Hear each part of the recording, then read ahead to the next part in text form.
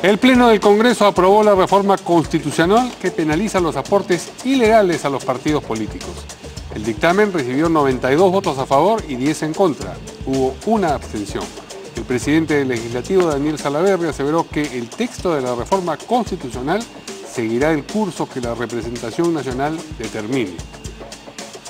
Mientras tanto, el presidente del Consejo de Ministros, César Villanueva, saludó la aprobación de esta segunda reforma de la Constitución. Candidatos que participan en las elecciones para la alcaldía de Lima reclamaron un pronunciamiento del Jurado Nacional de Elecciones contra Renzo Reyardo y Ricardo Belmont por promover un debate paralelo al organizado por esa entidad. Víctor Ticona, presidente del Jurado Nacional de Elecciones, señaló que los candidatos pueden participar en los debates que consideren convenientes, pero que realizar uno en paralelo al ya acordado atenta contra el derecho a información que tiene el electorado y constituye una falta de respeto a las demás organizaciones que compiten. Horas antes, Ricardo Belmont aseguró que no debatirá a la misma hora que los otros postulantes.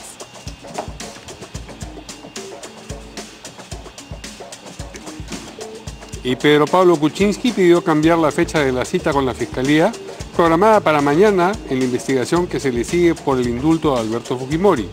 Según su abogado César Nakazaki, ellos recién fueron incorporados como investigados por el caso del indulto y los Mamani videos. Además, el Poder Judicial convalidó la medida dispuesta por la Unidad de Inteligencia Financiera para congelar las cuentas bancarias del expresidente, quien también es investigado por el caso Odebrecht. En un operativo conjunto entre la DIRCOTE y el INPI y el Ministerio Público realizado en 12 cárceles del país, fueron incautados material terrorista entre los presos condenados por ese delito. Durante la operación Averno Rojo 2018 se encontraron volantes del Movadef, documentos y manuscritos sobre el estudio de la lucha armada. El ministro del Interior, Mauro Medina, explicó que este operativo es una medida de prevención de cualquier actividad que puedan estar planificando la organización terrorista Sendero Luminoso y sus brazos políticos Movadef y FUDEP.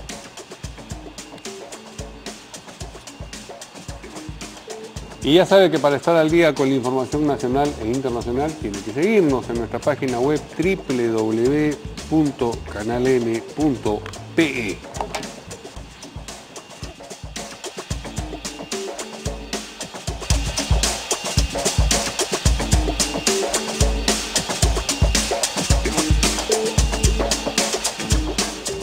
Amigos, ¿cómo están? Buenas noches, bienvenidos como siempre en Portada. ¿Qué tal, Verónica? ¿Qué tal? ¿Cómo estás? Muy buenas noches. Vamos a presentar a nuestros invitados. Tenemos a Marisol Pérez Tello, ex ministra de Justicia. Bueno, es el programa después de mucho tiempo. Buenas noches. Sí, reaparece. Eso nos alegra mucho. Y también al señor Jorge Treyes. ¿Cómo estás? ¿Cómo está? Ex ministro de Educación. ¿Qué tal? Así es, buenas noches. ¿Qué tal? Pues bien, sí, efectivamente hace mucho tiempo que no... Acá estoy. Ajá, porque una vez que dejó de ser ministra, todavía dejó pasar también... Sí, creo que hay que saber pasar. Un periodo de desintoxicación. No, hay que saber pasar y además estaba montando nuevamente la notaría abocada a retomar mis actividades profesionales, pero ahora... ¿Ya está de lleno nuevamente en la política? Estoy de secretaria general del PPC, abocada al tema interno, pero obviamente la coyuntura nacional en un tema de necesidades de reformas políticas y de justicia, que son los temas que yo trabajo hace años, te obliga a decir tu opinión, ¿no? Sumar en este esfuerzo conjunto.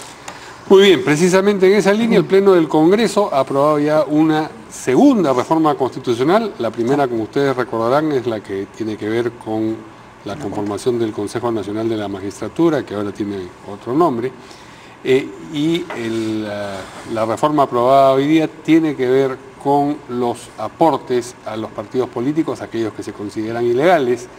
Estos aportes, si ustedes recuerdan, antes, si se demostraban o se establecían, eran faltas y merecían sanciones administrativas. Lo que se ha colocado ahora, o se aspira a colocar ahora en la Constitución, es que reciban sanciones penales también. El dictamen que se votó en el Pleno recibió 92 votos a favor, es decir, una amplísima mayoría. 10 en contra, lo que es una diferencia con el Consejo Nacional de la Magistratura, donde no hubo votos en contra, que yo recuerde, y hubo una abstención. Algún ausentismo también, porque faltan como 27 congresistas. A todo esto, el presidente del Legislativo dijo que el texto de la reforma constitucional seguirá el curso que la representación nacional determine, algo más o menos evidente. Vamos a ver el momento de la votación y lo que dijeron luego los voceros de las distintas bancadas. Han votado a favor 89 señores congresistas, 9 en contra, 1 abstención, que conste el voto de la presidencia, 90 a favor, más Vieira, rojo, Ceballos, verde, Donaire Patricia, verde, 92 a favor, 10 en contra, 1 abstención. En consecuencia, ha sido aprobada la reforma del artículo 35 de la Constitución Política del Perú para regular el financiamiento de organizaciones políticas y en atención al número de votos alcanzados. Escuchamos también lo que dijeron los voceros después de la votación. Un logro de este Parlamento que cuando consensúa, cuando trabaja, cuando antepone los objetivos de país, supera cualquier diferencia doctrinaria y escribe en la Constitución. El día de hoy, por amplia mayoría, más de 90 votos, ha sido aprobada la segunda reforma constitucional de lo que tiene propuesto este Parlamento como la gran reforma política, reforma electoral y reforma del sistema de justicia. Vamos a seguir trabajando, pero el día de hoy se han constitucionalizado principios importantísimos, la transparencia, la rendición de cuentas, que pueda realmente haber un marco constitucional que regule no solamente el marco legal que ya existe, sino aquel que vamos a construir. Lo que buscamos son partidos políticos sólidos que participen activamente y que convoquen a los mejores. Vamos a seguir trabajando. En esta lógica y en la certeza de que este Parlamento le ha otorgado prioridad a las reformas propuestas por el Poder Ejecutivo, es que el día de hoy, con más de 90 votos, las distintas fuerzas políticas hemos podido corregir el proyecto remitido, mejorarlo sin duda y establecer los lineamientos constitucionales del financiamiento de nuestro país. Yo le voy a dar pase a la presidenta de la... Tenemos primero que saludar que se haya aprobado esta nueva reforma constitucional en su primera votación y que esta quede habilitada para el referéndum del 9 de diciembre que el presidente Vizcarra se ha comprometido frente a la ciudadanía. En segundo lugar, señalar que al entender de nuestra bancada no solo no se ha desnaturalizado la propuesta del Ejecutivo, sino que se ha fortalecido con las propuestas de los aportes de las distintas bancadas, de los distintos voceros, de los distintos representantes de este Parlamento. Desde ese punto de vista creo que no hay que caer en el populismo y hay que saber reconocer que aquí hay un trabajo de consenso y de debate democrático y que si finalmente las propuestas no son aprobadas con los puntos y comas como uno quisiera, esa es parte precisamente de la práctica democrática y del respeto al fuero parlamentario que nosotros siempre hemos sabido expresar. Así es que... Queremos decir a nombre del Nuevo Perú que nosotros cumplimos nuestra palabra. Le dijimos al país que le daríamos luz verde a la reforma y que sería la gente a través de un referéndum quien decida si está a favor o está en contra. Nosotros hoy día hemos buscado que se cumpla con los mínimos que se le dijo al país. Primero, que se señale formalmente que hay financiación legal y también financiación ilegal, y se incluyó en el dictamen. Hemos logrado algo que no estaba y que nos parece muy importante, y es que la financiación ilegal sea además penalizada. Hoy por hoy la financiación ilegal no es delito penal, pero con esta incorporación se obliga al Congreso a que toda financiación ilegal esté formalmente tipificada como un delito penal. Eso ha sido importantísimo. La segunda cosa que... Primero quiero felicitar al Congreso de la República, porque aquí estamos, no una bancada ni dos, sino gran parte de las bancadas comprometidas con el país y asumiendo ese gran compromiso que también lo asumimos la semana pasada con el presidente de la República, que las reformas estarán terminadas para el 4 de octubre. Y un claro ejemplo para ello es que ahora hemos aprobado una ley muy importante, la cual busca transparentar el financiamiento de los partidos políticos. Ya no más Odebrecht o ya no más dinero en maletas en este país. Lo que estamos buscando es de que todo ese dinero sea transparentado y sobre todo bancarizado. Lo que estamos buscando es potenciar a los partidos políticos y buscar lo mejor para el país. Eso es un mensaje de Alianza para el Progreso. Solamente diré que hoy, en esta reforma que hemos hecho al artículo 35, hemos incorporado en la Constitución como valor fundamental la transparencia, la rendición de cuentas, la supervisión. No habrá un centavo para el funcionamiento de los partidos políticos y para las campañas electorales que no se rinda cuenta. Y lo que esté bancarizado de acuerdo a ley. Nunca más el narcotráfico, la corrupción y el terrorismo especialmente tratarán de perforar la democracia. Vamos a buscar a través de esta reforma que los partidos sean sólidos y fuertes, porque en los países donde nosotros vemos que hay sólidas democracias es porque hay partidos fuertes. Y esta norma constitucional apunta a eso, a instaurar un principio de transparencia, de supervisión, de rendición de cuentas, que va a mejorar la calidad de la democracia en beneficio de los más pobres del país. Muy bien, interesante el comentario que el vocero de cada bancada hace. En el caso de Úrsula Letona queda tintineando el asunto de hemos logrado corregir, que es consistente con aquello de los mamarrachos y todos los otros comentarios sobre los... Pues, también eso de ahí, que de manera privada o pública han hecho algunos miembros de esa bancada. Y el señor Violeta. El señor Violeta, ¿qué por cosa? Su parte. Sí, ¿qué destacó? Que no se movió una coma, ¿no? Del espíritu. Que el espíritu que continúa. Bueno. ¿Están sorprendidos ustedes con que se haya aprobado a esta velocidad esta reforma en particular? No. No. No, porque lo que estamos viendo en el fondo es un entendimiento político, ¿no? La oposición no quiere oponerse ni confrontar la fuerza que tiene ahora un presidente. Eso no significa que jurídicamente tenga esto mayor impacto. Si tú lees, por ejemplo, voy a leerlo, el artículo 35 de la Constitución, hermoso, dice,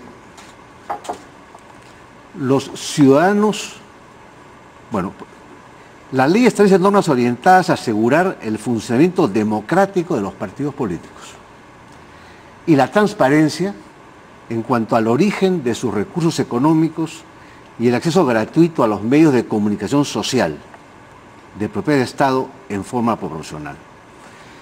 Es decir, toda la reforma que se ha hecho técnicamente debe hacerse por ley, si estamos apurados. Penalizar conductas, especificar rendimientos de cuentas, todo eso se ha hecho siempre por ley. Entonces, ¿para qué esto? Lo que ocurre es que, a mi juicio, y soy en ese sentido quizás un aguafiestas, pero desgraciadamente, que cada vez más nos estamos entregando, ¿no es cierto?, a lo que quiere, entre comillas, la gente, ¿no? Y en el fondo, en el origen, está un presidente precipitado. Porque realmente, todo esto, de lo cual se vanaglorian todos los voceros, normalmente se hacía por ley. Ahora lo han puesto en la Constitución. Vamos a ver si mañana, con el cambio que hay, ¿no es cierto?, en todas las tecnologías en el mundo, esa norma constitucional no va a volverse o difícil o problemática, y para modificarla se va a necesitar 2 legisladores ordinarios. Creo que técnicamente lo que yo veo hoy día, no voy a decir cómo decirlo sin decirlo, no sé, pero dígalo, póngalo por WhatsApp. no es muy serio. Ajá, no es muy serio. Es muy serio. Digamos, No está muy logrado. si todavía estuviese en el curso de acto jurídico ante mis alumnos, creo que lo criticaría con fortaleza. Si yo quiero ir a lo que esto significa, a para qué le sirve al ciudadano una norma de esta naturaleza y qué objetivo cumple, que es en realidad la pregunta que deberíamos hacernos siempre que aprobamos una norma. O sea, ¿para qué me sirve a mí? Que es la pregunta que se está haciendo que no se escucha. Y voy a aprovechar para hablar también de una preocupación que tengo sobre la reforma de la Junta de la Junta, del nuevo CNN, esta Junta Nacional de Jueces. En el tema del financiamiento, como bien ha señalado Jorge, esto podría haberse hecho perfectamente por una norma de desarrollo constitucional. La demanda de que se incorpore en la Constitución es que hoy sabemos que una ley, incluso orgánica, se puede modificar. Estamos, sí, legislando en función de una realidad que puede cambiar en 4 años, pero la circunstancia probablemente tan peculiar que vive el país, de una mayoría absoluta que no necesariamente puede estar sintonizando con lo que se considera son las necesidades del país, te obliga a poner determinados principios que deberían estar en la ley, en la Constitución. Sí, yo termino y claro que sí. Entonces, ¿qué pasa? Es obvio que la transparencia debería ser parte de una norma de desarrollo, pero no lo es. Es obvio que un financiamiento ilegal de partidos políticos fruto del narcotráfico, del lavado de activos, debería tener una sanción penal, porque es lavado de activos, pero hoy no lo es. Entonces, si tú conviertes eso en una norma constitucional y dices, oye, por si acaso, el financiamiento de partidos políticos no puede provenir de fuente ilegal, y además, si viniera de fuente ilegal, eso no va a ser una sanción administrativa, sino una sanción penal, obviamente lo deberías hacer en una norma de desarrollo, porque no está prohibido, es obvio, se deduce del propio texto constitucional. Si me permites. Sí, claro, a ver. Creo que la realidad te desmiente. ¿Por qué? Porque esa mayoría que tú dices que no quiere la reforma, la acaba de aprobar. Sí, claro. Que lo haya hecho como constituyente y no como legislador, no significa que no lo ha hecho. Pero eso es bueno. Pues. Yo te diría que esta mayoría, que para mí es al revés, es demasiado concesiva, no solamente le ha cedido indebidamente al Ejecutivo en estos excesos constitucionales, que en el fondo lo único que quieren es ir a un referéndum con motivos políticos quizás defendibles, pero no jurídicos ni técnicos, sino que además esta mayoría hace 3 meses le ha dado una delegación de facultades que le ha permitido al gobierno dar más de 100 decretos legislativos llenos de perlas. Te digo una. Hoy el mundo atraviesa por un periodo de dificultades con respecto a los capitales, porque la fortaleza de la economía americana hace que los capitales vayan allá. Es más difícil captar capitales. Este gobierno acaba de gravar los préstamos.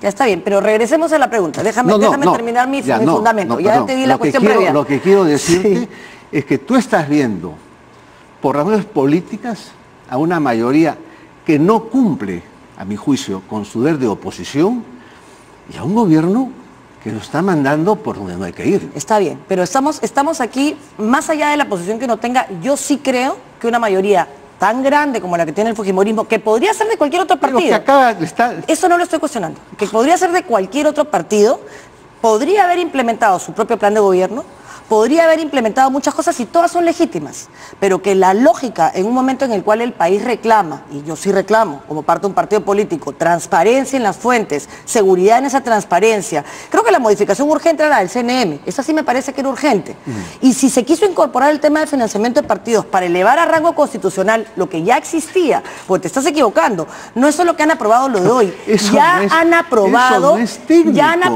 esas modificaciones legislativas hace 6 meses. Pasamos lo legal a la Constitución, va a ser una Constitución de 20.000 artículos. Está bien, yo no estoy, mira, muchas cosas no son técnicas. Es absolutamente antitécnico. Probablemente. El principio constitucional ya alumbra todas las reformas que se han hecho. Por lo mismo, ¿para qué 2 legislaturas?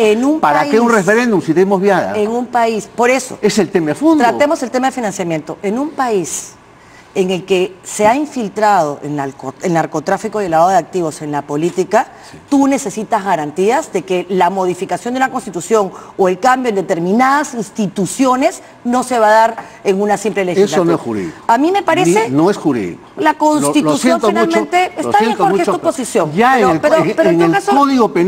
Código Penal Jorge, están tipificados todos los delitos relativos a esas materias. Y si tú quieres modificarlo, no es verdad. Auméntalo, modifícalo, pero no lo metas en la Constitución. Hoy día, bueno, si se demuestra que ha habido lavado de activos en algunos de los financiamientos, que es la razón por la que hay un expresidente que ha estado preso recientemente, y si se demuestra que el problema es solamente de financiamiento de partidos, eso es una falta administrativa.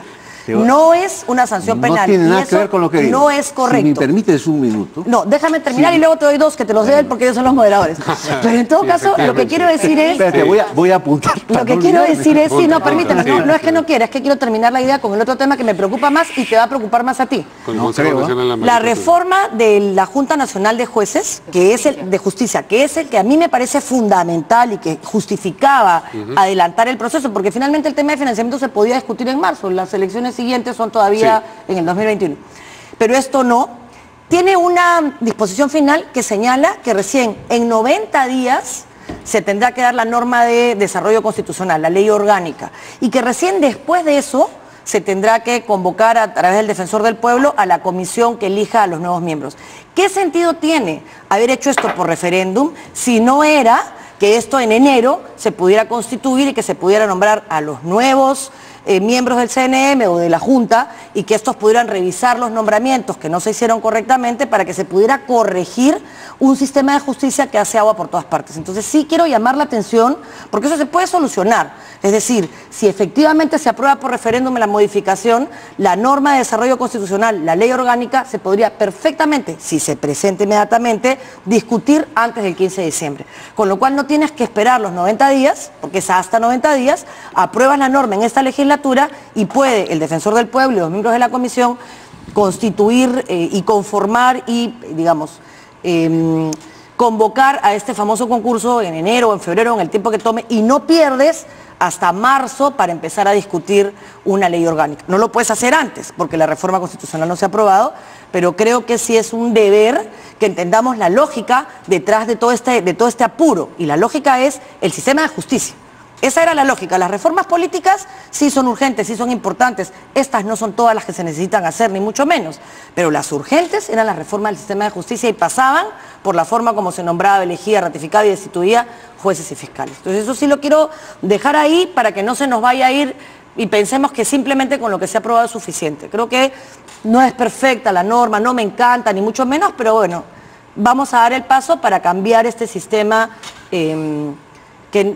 En fin, podríamos analizar si es buena o mala esa norma, pero lo que me parece peor y una vez aprobada es que se patee el tema hasta marzo o abril, en el mejor de los casos, ¿no? Pero aquello sobre lo que está llamando la atención Jorge me parece que es lo innecesario que resulta patear a nivel constitucional algo que debía estar solamente a nivel de ley por una circunstancia política. Eso es lo contrario a lo que debe ocurrir con una constitución. Y la verdad, ¿no? Yo sé que tú no solamente eres política, pero sostener... Perdón, déjame hablar a mí por lo menos minuto y medio. Tranquilo. Y después sigues tú. Sí, claro. Mira, sostener que las figuras penales deben estar en la Constitución, yo no lo he escuchado nunca. No creo que haya una Constitución en el mundo donde la tipicidad del derecho penal necesario esté en lugar de los principios. Entonces, sostener que por razones las que sean, debe la Constitución volverse el sitio de las figuras penales, eso... Pero eso no está pasando. Yo no sé si ha revisado el texto sustitutorio, no, de ninguna manera. O de repente te he escuchado mal. No. Porque lo que yo quería decir, y tú pretendías, digamos, decir que no era cierto, es que lo que se ha hecho ahora, técnicamente no es correcto. Porque la Constitución te señala los grandes principios que se desarrollan por ley. Sí. Para eso son los congresos. Sí, claro. Los congresos no son para hacer constituciones.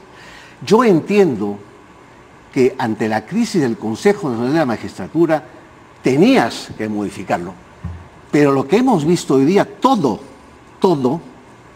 es materia de un congreso.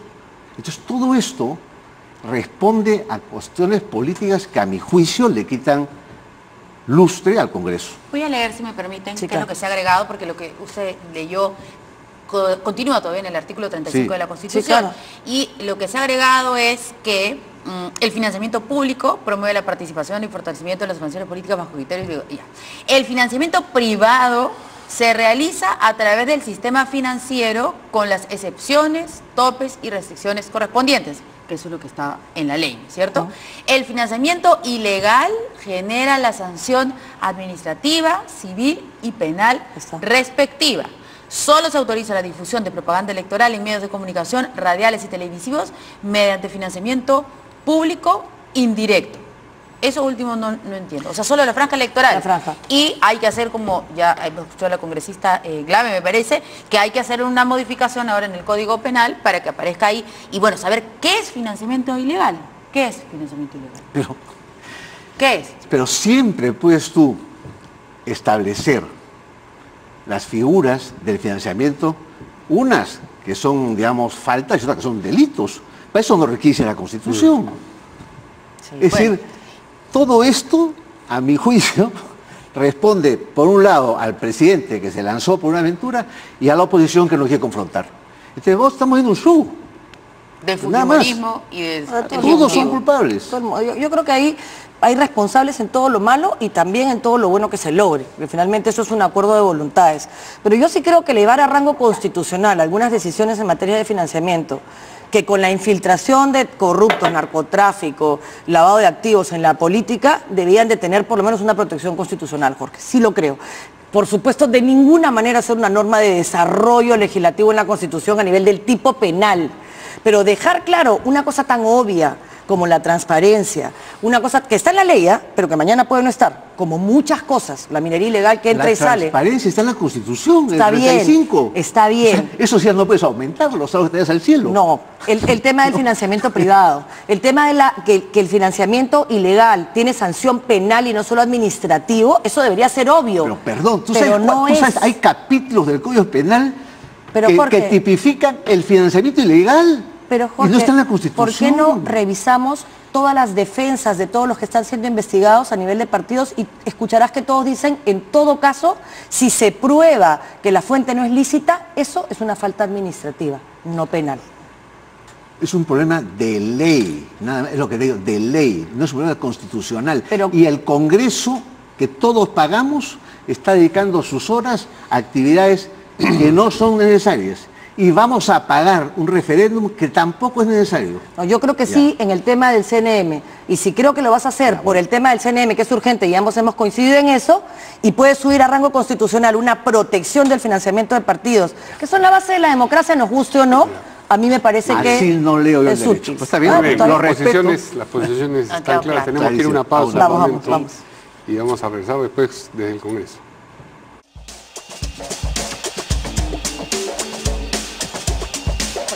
Muy bien, continúa el debate. No es un debate. Vamos a ir al Congreso. Intercambio de ideas. Exactamente. Posición de ideas. La congresista Patricia Donaire, que va a conversar con nosotros precisamente sobre lo que se ha aprobado hoy día. ¿Cómo está, congresista? Buenas noches ya. Hola, buenas noches a todos.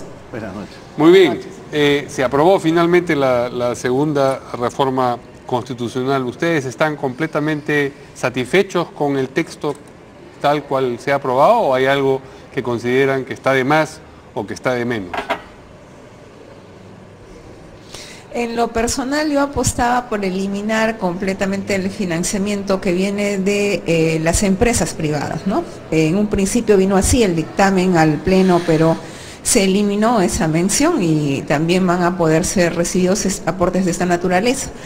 Y también aspiraba a que se pueda sancionar con la pérdida de inscripción a las organizaciones políticas que reciban el financiamiento ilícito, pero siendo, según los argumentos, la Constitución, la norma es marco, la norma genérica, entonces estas especificaciones, sobre todo en el tema de pérdida de la inscripción, podemos verla plasmada en una ley ya de desarrollo constitucional. O sea, con esto que se ha aprobado en la Constitución, ¿ya no vamos a ver a los famosos aportantes fantasmas? A ver, se supone que no. Además, si hay una ley que ha tratado o ha desarrollado este tema, donde se van a identificar a los aportantes, la ley que existe actualmente prohíbe los aportes anónimos. Es una ley que se ha dado antes de esta modificación constitucional y que tendrá que adecuarse a las nuevas disposiciones que hemos aprobado el día de hoy, pero definitivamente al remitir la Constitución a la norma, estamos aceptando que los aportes anónimos no van a existir. Solamente que no se ha introducido esta precisión dentro de la Constitución, ¿no? Claro, no, pero no son anónimos. Fantasmas en el sentido de que está el nombre de la persona, su DNI, un monto de dinero que supuestamente ha aportado y cuando se le va a preguntar dicen, no, yo nunca he puesto ni un centavo. Y ya hemos visto que muchos partidos políticos han hecho eso, porque como hay límites, ¿no?, en montos para ciertas cosas antes de esta ley que se ha aprobado, ¿no es cierto?, hace unos meses, lo podían hacer de esa forma, pero por eso yo pregunto, ahora con esto que hemos aprobado, para que el público sepa qué es lo que va a ir a votar al referéndum, a ver si le conviene o no, si cree que está bien o no, vamos a dejar de tener a estas personas que no tienen un centavo, pero que de pronto aparecen en una lista de aportantes con nombre y apellido. Es muy difícil decir que esto se va a erradicar del todo con una normativa. Tú sabes que de todas maneras se dice que echa la ley, echa la trampa, el diablo son los detalles, pero sí, a través de un proceso de bancarización, si los aportes se hacen a través de los bancos, de todas maneras quienes den su contribución a una organización política van a quedar registrados, porque cuando uno hace un depósito en el banco obviamente le piden su documento de identidad y vamos a poder saber quiénes aportan, ¿no? Eso es, digamos, los detalles que mencionó usted al principio son los que echa de menos en la versión final de esta modificación constitucional. ¿Hay algunos que echa de más? O sea, ¿piensa que se han filtrado cosas que no debieron estar ahí?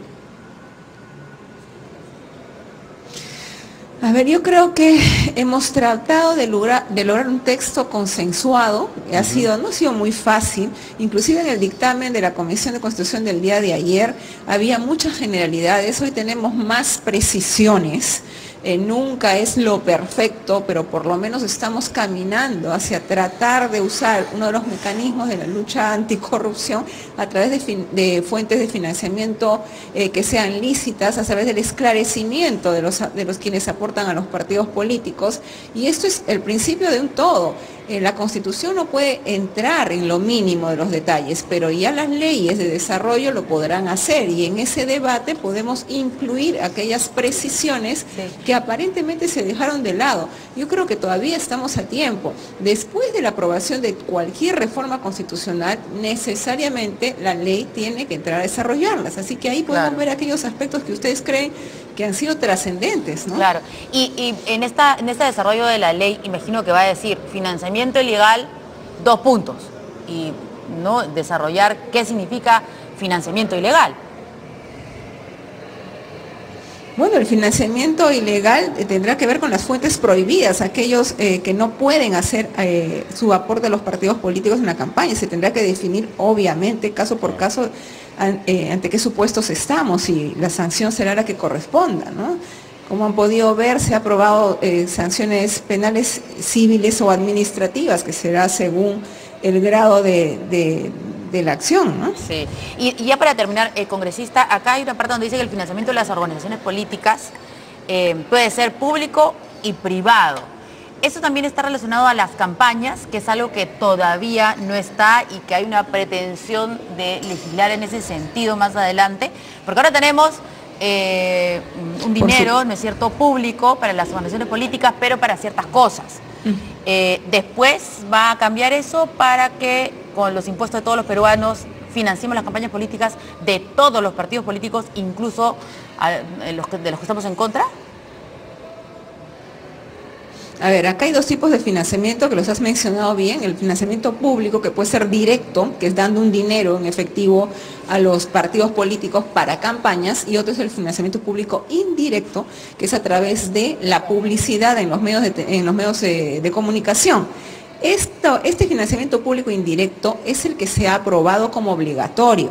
Entonces ya no van a poder contratar los partidos por sí mismos la publicidad, sino que lo va a hacer el Estado, como un mecanismo de transparencia. Obviamente, es lógico que se va a acudir a los fondos de todos nosotros para ese financiamiento, pero de alguna manera hace que se transparente a dónde van esos recursos y que finalmente es en las campañas televisivas o radiales donde se gasta o se invierte más en las campañas electorales y podrá ser de alguna manera monitoreado por el Estado y por todos los peruanos. El financiamiento privado se podrá seguir recibiendo, pero ya no para destinarlo a la publicidad. Muy bien, nos deja claro varios aspectos de lo aprobado. Le agradecemos mucho esta comunicación a la congresista Patricia Donaire y volvemos a los estudios. Buenas noches. Muy bien. Bueno, un poco continúa con el debate de qué es lo que tiene que estar y qué es lo que no tiene que estar en una disposición constitucional, ¿no? ¿Qué tanto detalle? Vamos a seguir dando vueltas. Sí, pero solamente para cerrar este tema desde mi punto de vista, si tú solamente incluías el tema de la sanción penal, solucionabas gran parte de los problemas. ¿Por qué la gente ha empujado esto? Porque la propia Patricia planteó un trabajo súper serio de una reforma política y nunca se votó. Desde que empezó la legislatura hasta ahora, de hecho cuando yo era congresista, las reformas políticas, discutir el voto preferencial, discutir la bicameralidad, eran temas que se postergaban. ¿Por qué el tema de financiamiento se volvió urgente?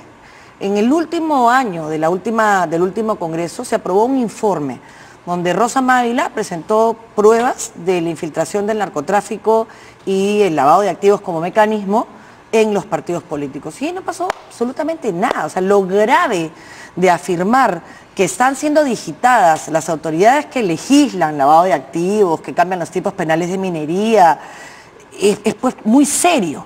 Entonces yo creo que simplemente consignar que el financiamiento ilegal, es decir, todo lo que no está permitido, va a tener sanción penal, aunque no se dé una norma de desarrollo legislativo, te habilita a, por ejemplo, falsedad genérica, falsedad ideológica. O sea, creo que hay en el Código Penal suficientes tipos penales que te permitirían sancionar lavado de activos, sin necesidad de que expresamente se refiera a de dónde vino la plata o dónde salió la plata. Entonces, a mí me parece importante ese avance, que constitucionalmente se diga no voy a aceptar y voy a meter a la cárcel a la persona que se preste a aceptar o a poner dinero ilegal. Y hoy la responsabilidad, según la norma de desarrollo legislativo que se aprobó recientemente, te dice que quien rinde cuentas es el candidato, ya no el partido. ¿Por qué? Porque efectivamente tú podías responder por el partido, pero el candidato, igual hay una mancha al partido por no elegir bien, ¿no? Pero la responsabilidad penal es individual y a mí eso me parece importante. Mira, nadie mejor que yo para estar contra el crimen y el delito, la infiltración, pero por lo mismo, yo siempre he pensado que para eso se requiere la modificación o la creación de tipos penales en un Congreso. Felizmente, Dios mío, voy a salir preocupado, porque ahora resulta que para luchar contra el crimen de vez en cuando hay que ir a la Constitución. De vez en cuando. Yo no sé si eso es correcto, yo pienso que no. Bueno, ¿no? Me parece que en efecto están las dos posiciones ya plenamente establecidas. ¿Pasamos a la siguiente noticia o vamos a ir a una pausa? Pausa y regresamos. Ahí con el tema electoral.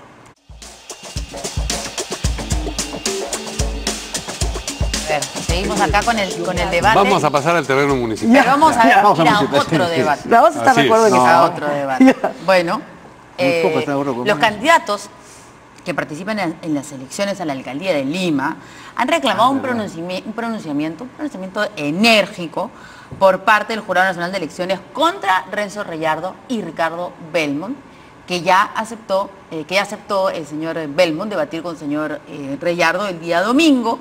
No va a ir, ya sabemos, al del Jurado Nacional de Elecciones, no lo hizo Reyardo la vez pasada, y bueno, van a debatir.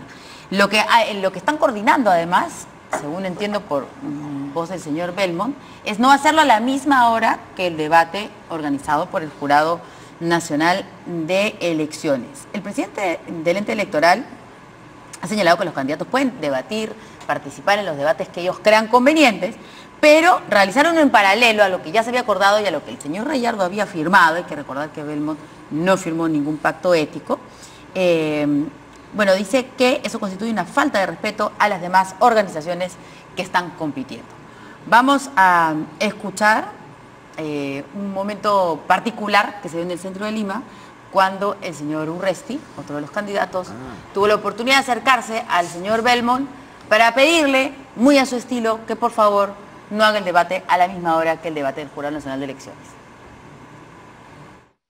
Lo principal es que no se realice el debate a la misma hora en que se va a realizar el debate del Jurado Nacional de Elecciones. Esa es una falta de respeto total a los vecinos. Y sobre eso es lo que yo quería preguntarte. ¿Qué opinas de eso? No, lo que le queremos escuchar a usted es decirle, Reyardo, no voy a debatir contigo a la hora en que se dé el debate oficial. Eso es lo que queremos escucharle. Este cree que yo soy del ejército, me está dando una orden. No, te estoy dando una orden. Te estoy solicitando, yo te estoy solicitando con la solemnidad con que le hablo a una persona mayor a nombre del pueblo. Te voy a contestar. Los dos somos mayores, compadre. No, tú eres mayor, por supuesto. Yo te llevo unos años nomás. Pero mira, la figura es la siguiente. Yo voy a estar, yo ya dije 20 veces que no voy a debatir en el horario del Jurado Nacional de Elecciones. Perfecto. Ya lo dije. Perfecto. Un abrazo. Okay. Eso es lo que quería escuchar. Es lo que quería escuchar. Es lo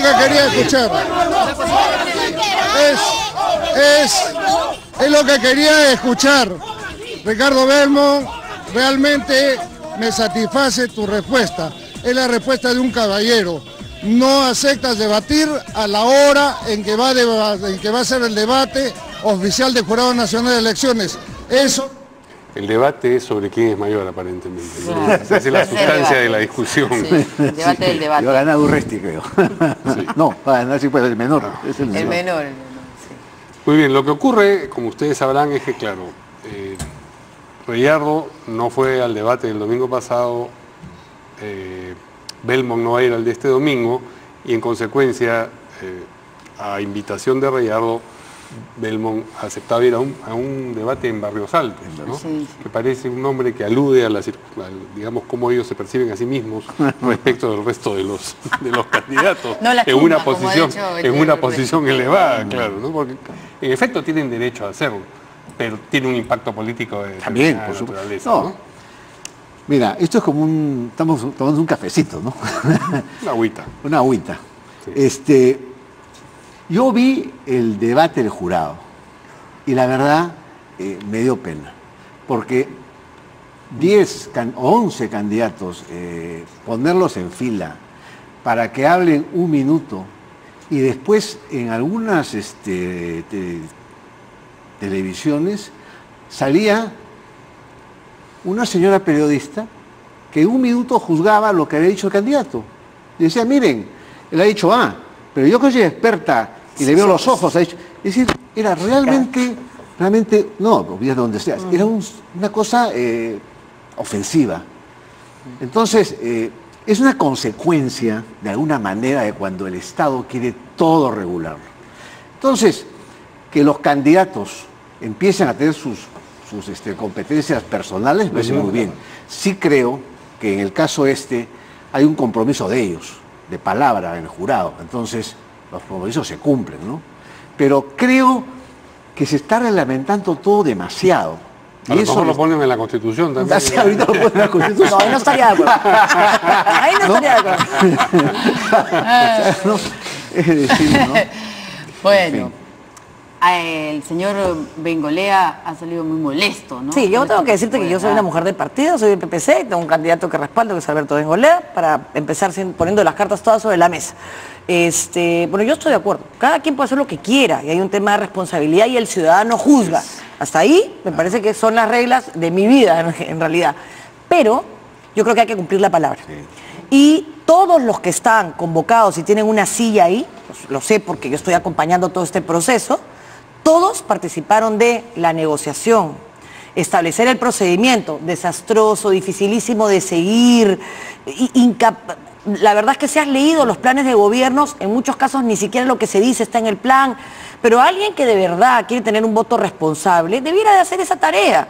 Revisa, solamente son 2 temas, seguridad y transportes, revisa esos 2 temas y escucha para ver si hay consistencia, consecuencia. Estamos decidiendo elegir a la autoridad de Lima, que puede ser el contrapeso de estos desequilibrios que hay. De hecho, para eso se crea el principio de subsidiariedad, para que después en la posguerra, y tú lo sabes, en Alemania se crea esta lógica para desconcentrar el poder. 1.800 autoridades nuevas en el país, nuevecitas, porque de hecho no hay reelección de gobernadores regionales ni de alcaldes. Entonces deberíamos de tomar un poquito más atención a quién estamos dándole nuestro voto. Y el debate es una oportunidad no para encontrar el plan de gobierno, no para reírse de quién tuvo la respuesta más rápida, sino para intentar entender o ver en esos poquísimos minutos, que son 4 o 5, quién por lo menos la tiene clara. ¿Quién usa su tiempo para decirle al país, oye, mira, en corrupción yo voy a hacer 1, 2, 3, transparencia, rendición de cuentas, denuncia. En seguridad, mira, yo sé que no soy el ministro del Interior, ¿ya? Pero voy a trabajar en prevención. Hay un censo penitenciario que no se usa, que es el primero que se ha hecho en el Perú en el 2016, que te dice que el perfil de los 90.000 presos y de los menores infractores es el mismo. 6 de cada 10 no han ido al colegio. Entonces, si tú no quieres trabajar en prevención y quieres contarle a la gente que vas a detener a más gente, le estás mintiendo, porque la data te dice que se está deteniendo al mismo número. Simplemente que como se han eliminado beneficios, la gente sale menos. Pero no es que entren más, es que salen menos. Y eso te hace una proyección de más de 100.000 personas privadas de libertad al terminar este gobierno. Entonces, si quieres atacar el problema de la seguridad ciudadana, tienes que atacar el problema de las causas. Y ese rol de prevención sí le corresponde al alcalde. Entonces creo que es importante que se honre la palabra. El show que se ha hecho, que me parece que eso es vergonzoso, pero lo calificará el ciudadano. A mí me da vergüenza como político, como ciudadana. Si no quieres ir, no vayas a sentarte a negociar las condiciones. ¿Dices, sabes qué? No quiero ir. Pero una vez que se negocian, una vez que las apruebas, una vez que se sortea, y no te gusta el sorteo y no te gusta el contrincante, dices un montón de cosas que... Pero eso lo juzgará el ciudadano. Así es. Sí creo que es una muestra de respeto no hacerlo a la hora que es el debate, ¿no? Sí. Tenemos que volver al Congreso, si nos permiten unos momentos. Sí. Tenemos ya en contacto, enlazada, la congresista Úrsula Letona, a quien le agradecemos también que se tome unos momentos para conversar sobre esta segunda reforma constitucional que se ha aprobado hoy en el Congreso. Congresista. Buenas noches, Verónica. Buenas noches, Mario. Hola, Jorge. Hola, Marisol. Bueno, sí, hemos aprobado la segunda reforma constitucional referida al financiamiento de los partidos políticos. Se han constitucionalizado diversos conceptos y principios como el de proporcionalidad, transparencia, y también se han incorporado conceptos como el de bancarización y el de responsabilidad penal en los casos de financiamiento ilegal, siempre y como corresponde a través de leyes.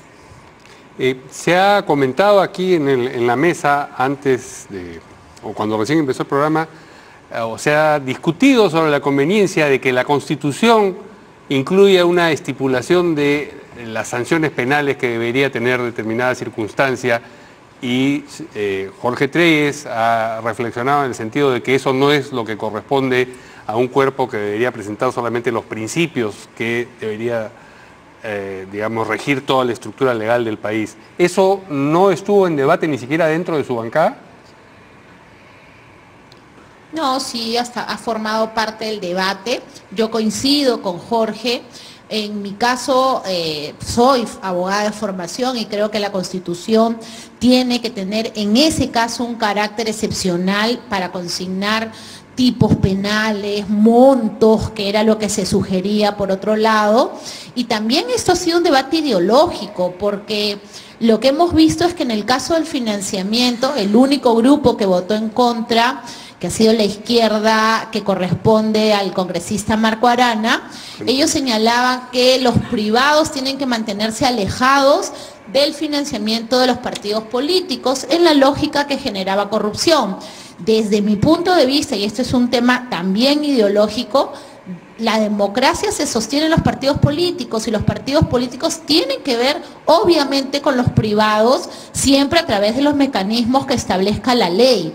Pero el financiamiento estrictamente público en nuestro país está a años luces de constituirse en una realidad. Estamos empezando recién a usar financiamiento público parcial y creo que si bien esa es la dinámica del mundo, países OCDE como Canadá lo tienen, creo que todavía en nuestro país hablar de solo los aportes privados generan corrupción es una falacia. Sí. Y congresista, permítanos, y aprovechando su presencia en el programa, preguntarle sobre este documento firmado por 26 congresistas de Fuerza Popular, en donde, bueno, dicen que se comprometen a aprobar las reformas de justicia y políticas hasta el 4 de octubre. ¿Fue un documento que se pasó a todos los parlamentarios, a todos los de la bancada? ¿Qué sucedió? ¿Por qué no firmaron todos? ¿Se decidió? ¿Fueron unos cuantos? ¿Cómo así surgieron? Entiendo que sí, que es un documento de respaldo a las voceras, como dice el documento, en la lógica que quien habla también ha firmado el documento a través de la Junta de Portavoces. Entonces entiendo que la lógica era que todos los congresistas lo firmemos. Este ha sido un pleno donde a la vez hemos tenido sesiones, un pleno extraño, ha sesionado la Comisión de Salud, de Descentralización, del Sodalicio, hemos corrido, entrado, y entiendo que hoy se terminará de firmar o firmaremos algo juntos. Pero lo que sí yo quiero destacar es que como bancada nosotros tenemos un acuerdo para apoyar las reformas, y en esa lógica es que yo he firmado la Junta de Portavoces, y además es obvio que Fuerza Popular no solamente le da quórum a las comisiones que vienen discutiendo la reforma, sino que los aportes que venimos dando son significativos. Entonces, en realidad, no está en tela de juicio apoyar nuestro apoyo a la reforma, sino que creo que ha sido un gesto político impulsado por los colegas y que al final puede haber sido malentendido por algún sector que incluso me ha preguntado por una división. No hay ninguna división, todos estamos concentrados en sacar adelante estas reformas, en corregir los proyectos que, como ya lo he sostenido en reiteradas oportunidades, tienen defectos en forma y en fondo, y finalmente ofrecerle al país reformas constitucionales con mayor calidad. Sí, hemos escuchado que usted se refirió a la corrección nuevamente, a la corrección de los proyectos. Hoy, en su intervención, junto con los otros voceros de las otras bancadas, en este proyecto en particular, la corrección más gruesa, ¿cuál diría usted que ha sido? Yo creo que justamente el error en que se incurría al incorporar temas que no forman parte en ninguna parte de la Constitución, por ejemplo, de regiones, de países de la región, mucho menos de países más adelantados que nosotros. No hay precedente, por ejemplo, en Colombia, Chile, países a los cuales pretendemos ser iguales, que constitucionalicen normas tan genéricas como la ley de financiamiento que tenemos en el país. Y creo que hemos podido encontrar el punto medio en la incorporación de principios y además de estos dos conceptos básicos que son la bancarización y la responsabilidad penal de acuerdo a ley. Creo que esos candados que hemos podido ver le dan tranquilidad al Poder Ejecutivo, según lo ha manifestado hoy su vocero, el congresista Violeta, pero también nos dan la tranquilidad a nosotros de no distorsionar la Constitución que tanto defendemos, y yo lo he dicho en reiteradas oportunidades. Esta Constitución es una de las más largas en vigencia, pero es una de las que contiene el modelo económico exitoso que nos ha permitido avanzar en la lucha contra la pobreza principalmente. Y en esa lógica es que nosotros la protegemos y creemos que la Constitución solo debe ser modificada excepcionalmente. Muy bien, muchas gracias a la congresista Úrsula Letona por esta comunicación. Buenas noches. Gracias a ustedes. Gracias. Volvemos a la mesa que le hemos suspendido un par de veces. Sí, que quería precisar que el candidato Rayardo acaba de publicar en su cuenta de Twitter un acta firmada por representantes tanto de su agrupación como de la agrupación del señor Ricardo Belmont. Y bueno, dice que están coordinando para el debate que ellos dos van a tener, pero que ha quedado pendiente de establecer día y hora del evento a fin de que no se asuma por la opinión pública que los señores candidatos tienen intención de entorpecer el debate electoral programado para el día 30 del presente por el Jurado Nacional de Elecciones. O sea, no sabemos todavía cuándo va a ser, aparentemente. No sabemos cuándo. Pero no va a ser en la fecha en que es el... Sí, parece que no. O sea, que está bien. Pues. Parece que no. Eso es otra cosa. Eso me parece muy bien. Hace un momento Marisol ha dicho que es una mujer de partido y que apoya a su candidato Bengolea. Sí, claro. ¿Tú te consideras, aunque sé que no estás militando, un hombre de partido y apoyas a... Bueno, yo soy fujimorista de alma. Entonces, bueno, y esa alma apoya al candidato fujimorista. Creo que Dieter Columbus va a contar con mi voto. Ajá. Sí, sí. La campaña que ha hecho... Ese es el fujimorista que te habla. No quiero decir que sea el favorito para ganar. Pero porque además es que desgraciadamente las figuras ya conocidas se han visto muy beneficiadas, porque todo esto está mezclado con el tema de Odebrecht y los audios y los jueces sinvergüenzas. Entonces los candidatos que no eran muy conocidos se han visto muy perjudicados, ¿no? Pero así es la política, así es la vida. Muy bien, mencionaremos por lo menos la siguiente noticia, aunque tenemos escasos minutos. Por no decir uno. Sí, pero Pablo Kuczynski ha pedido cambiar la fecha de la cita con la Fiscalía que tenía programada para mañana. Esto en el contexto de la investigación que se le sigue por el indulto a Alberto Fujimori. Su abogado César Nakazaki ha dicho que recién han incorporado a Kuczynski. Se entiende como investigado por el caso del indulto y los Mamani videos. En fin, es lo que ocurre con más de una persona que tiene que visitar la Fiscalía últimamente, ¿no? Yo creo que frente a las investigaciones hay que dar toda la información que se te solicita y ya está. No hay mucho más. ¿Usted ha vuelto a tener relación con el señor Kuczynski? Sí, lo he visto un par de veces. ¿Sí? Pero lo he ido a saludar de manera personal, digamos. Sí, claro. Luego que él renunciara. Nos hemos visto en una reunión pública. Ah, y sí, pero no lo he ido a visitar, siempre estoy al tanto de cómo está, ¿no? No lo voy a visitar porque, como te digo, he estado en todo mi proceso de tomar la notaría, mi vida profesional. ¿No salió mal del gabinete? No, por supuesto que no. Porque en su momento se dijo de que la habían sacado a usted para poder trabajar, digamos, en el indulto de Alberto Fujimori, que usted estaba en desacuerdo. A mí no me toca decir por qué salí. Yo soy un fusible, como todos los ministros. No, cumplí una labor y ya está. ¿No salió mal? No, por supuesto que no son mis amigos y cada quien responde por sus actos, pero... No ha habido eso que yo te dije, que no lo indultaras. No, yo nunca hago eso. Nunca hago eso, no. No, yo creo que al expresidente Kuczynski hay que darle todos los derechos para que se defienda bien, ¿no? Como cualquier ciudadano. Como cualquier ciudadano. Entonces, ojalá que Nakazaki pues haga una gran labor, ¿no? A nadie le deseo ir a la cárcel, ¿no? No, yo creo que además frente a investigaciones los políticos tenemos el deber moral de ponernos a disposición. A nadie se tiene que molestar por ser investigado, al contrario. Sujetos a mayor escrutinio público, con la capacidad absoluta de mostrar todas tus cuentas, toda tu vida, sin ofenderse, sin molestarse, que si uno ha hecho lo correcto, la verdad saldrá a la luz, ¿no? Y si no, asumirá su responsabilidad. Muy bien, esperemos que en este caso eso también sea así. Les agradecemos en todos mucho los casos. a nuestros invitados de esta noche y nos vemos mañana aquí en Portada. Buenas noches.